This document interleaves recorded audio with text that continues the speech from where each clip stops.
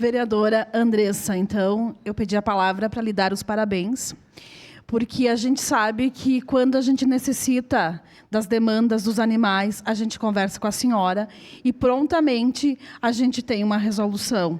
Então, eu queria agradecer muito o teu trabalho, porque eu tenho certeza que a comunidade caxiense é outra agora tendo aqui, nesta Câmara de Vereadores, uma vereadora que está em prol dos animais. Então, todos nós temos as nossas causas, mas ter alguém em prol dos animais aqui faz muita diferença e faz com que a comunidade caxiense também comece a perceber a importância de um animal, da preservação, da gente cuidar, de não fazermos os maus tratos, da gente perceber as pessoas que estão fazendo e denunciar.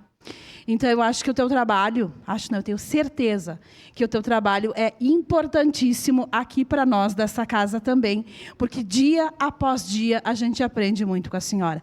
Parabéns e, com certeza, em momento oportuno, votaremos sim. Obrigado, vereadora Sandra Bonito. Encerrada a discussão.